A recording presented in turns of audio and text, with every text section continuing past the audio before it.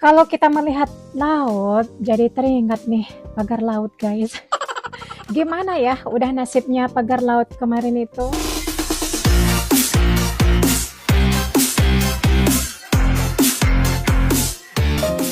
Halo guys, jumpa lagi kita ya. Video kali ini kita akan react dari channel YouTube Hippo Academy. Teman-teman boleh dicek video aslinya dan jangan lupa berikan like, comment, share dan subscribe-nya ya.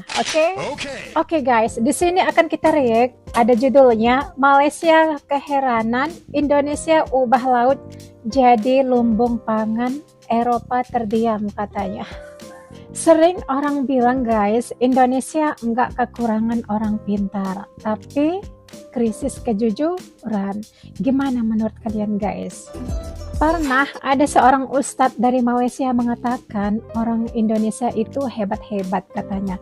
Tapi ada tapinya. Orang Indonesia ni orang hebat-hebat. Tapi masalahnya orang hebat tak banyak ditonjolkan. Tetapi orang-orang ghabi, orang-orang bodoh, bahkan orang gila ditonjolkan. Sehingga orang luar negara pandang orang Indonesia ni orang bodoh. Orang Indonesia ni orang hebat jemaah. Kan dulu ada yang ketika di Jakarta ada pembuatan stadion tu. Ternyata dibangun dengan siapa? Dengan tenaga ahli warga Indonesia sendiri. Bukan orang luar dijemput, tapi orang Indonesia sendiri. Luar biasa. Ya kan? Oke guys, langsung saja kita react videonya ya. Malaysia Keheranan, Indonesia Ubah Laut Jadi Gudang Pangan.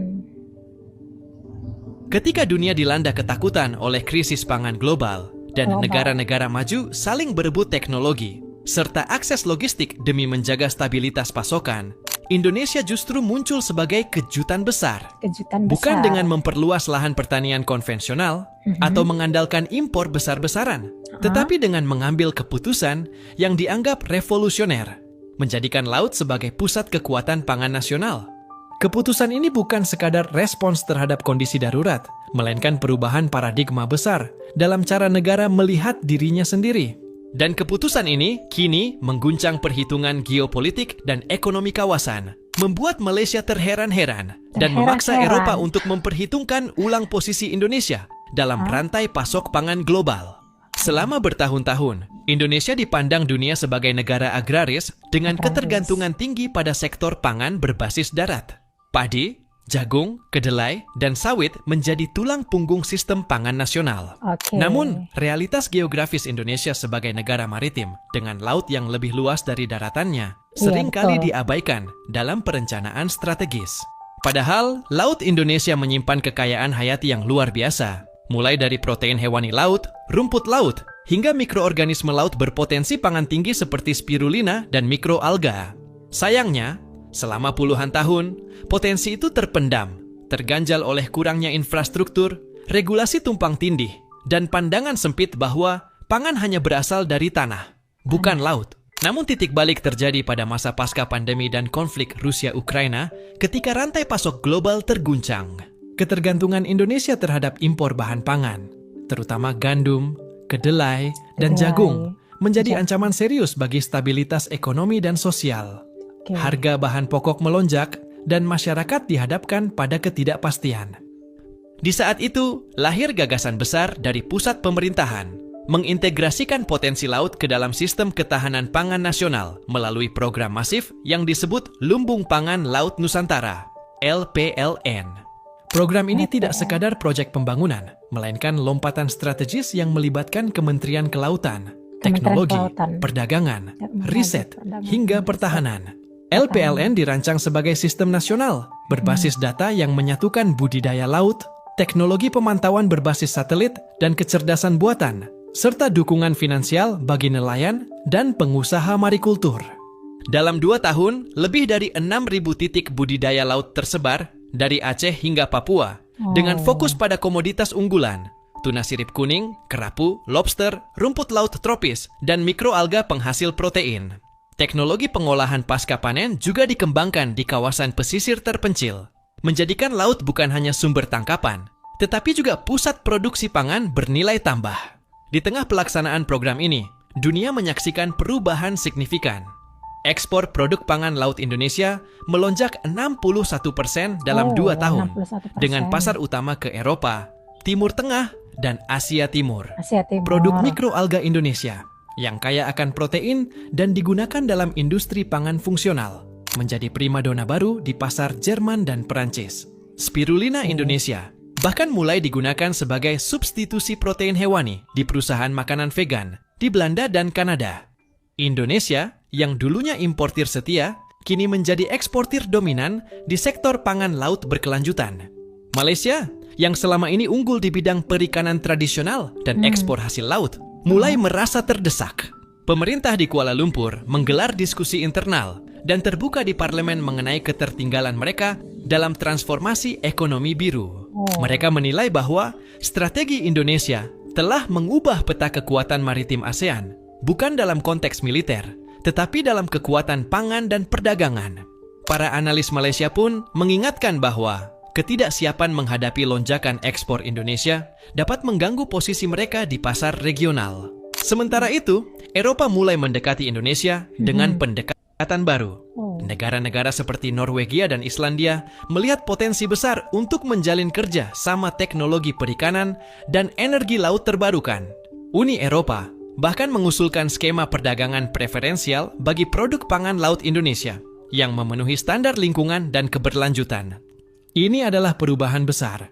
Negara-negara yang dahulu dominan dalam perdagangan kini mulai menawarkan insentif untuk menjaga pasokan dari Indonesia tetap stabil. Dampak di dalam negeri pun luar biasa.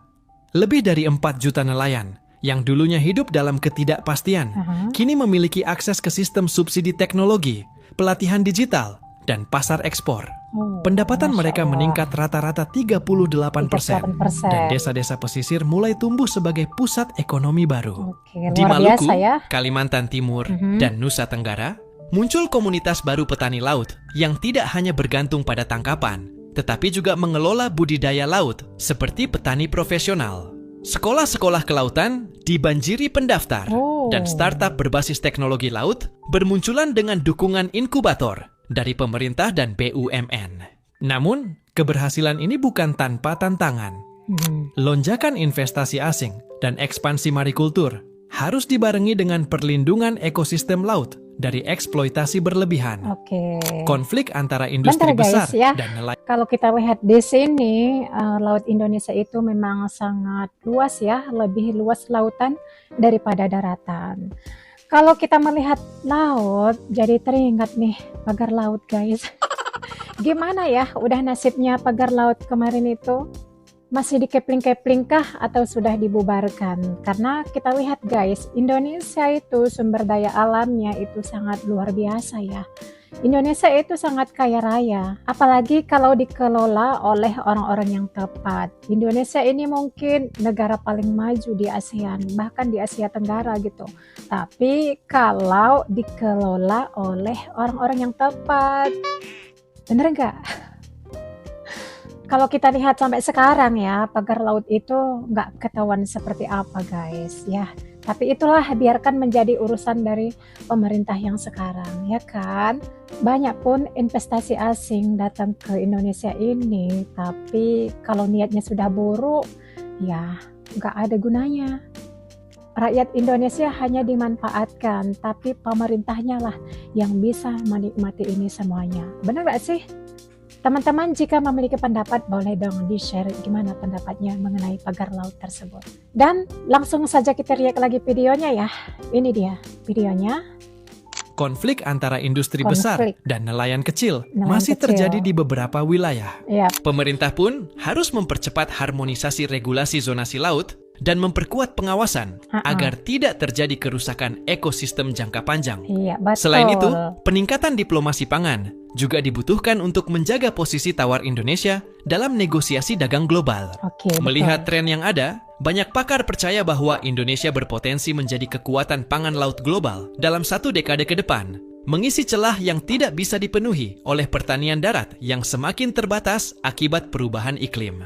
Dengan lautan sebagai ladang masa depan, Indonesia tidak hanya memberi makan warganya sendiri, tetapi juga menjadi bagian solusi bagi krisis pangan global. Dan ketika negara-negara seperti Malaysia, Thailand, bahkan Australia mulai mengevaluasi posisi mereka, Indonesia sudah melangkah jauh di depan, membangun ekonomi biru yang tidak sekadar kaya sumber daya, tetapi juga tangguh secara teknologi, inklusif secara sosial, dan berkelanjutan secara ekologis. Dunia sedang berubah, dan Indonesia telah memilih jalannya. Jalan yang tidak mudah, tapi berani. Jalan yang bukan hanya menjawab tantangan hari ini, tetapi membangun ketahanan untuk masa depan. Kini saatnya semua elemen bangsa menyadari bahwa kekayaan sejati Indonesia bukan lagi tersembunyi di tanah, tetapi terbentang luas di lautan. Dan dari sanalah kita bisa memberi makan dunia. Laut bukan sekadar batas wilayah, ia adalah sumber kehidupan, kekuatan ekonomi, dan simbol kedaulatan masa depan. Kini kita punya kesempatan langka menjadikannya sebagai pusat peradaban pangan dunia. Jangan biarkan momentum ini hilang. Mari jaga, rawat, dan kembangkan lumbung pangan Laut Nusantara. Indonesia telah membuktikan bahwa jika dikelola dengan visi dan keberanian, laut bukan hanya warisan nenek moyang, tapi warisan untuk masa depan anak cucu kita.